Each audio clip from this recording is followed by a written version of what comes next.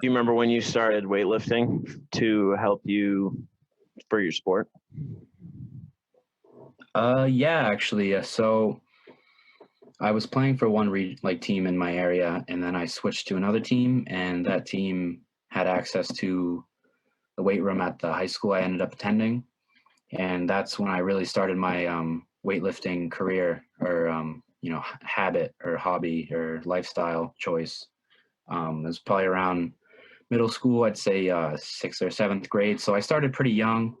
Um, And, at first my parents were really concerned about, because, as everyone says, and there's a big conversation about it these days, is, how young is too young to start weight training.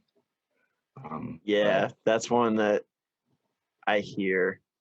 Um, I actually heard it once from one of our professors, uh, and it was just interesting to hear a physical therapist say it. I don't know. I don't know that there's a lot of like research that supports any risk that outweighs the benefit.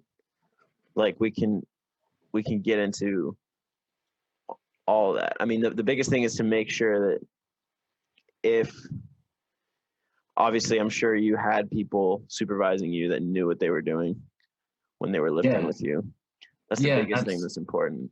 exactly. And that's what I was going to kind of go into more was, I think the biggest thing too is differentiating between like powerlifting and, bodybuilding type lifting styles versus like actual certified strength and conditioning coaches that are there to kind of teach you the way. And I'm not saying I had a personal trainer, a certified strength coach at that age, but they didn't just focus on, how much can you squat, how much can you bench, how much can you deadlift, and they're trying to put as much weight on your body as possible. They were very much in tune with the mindset that you should be, yeah, you should bench, squat, deadlift, all the traditional like movements and the Olympic style lifting, but if you're not going to do it the right way, you should not go up in weight. You need to master that technique first.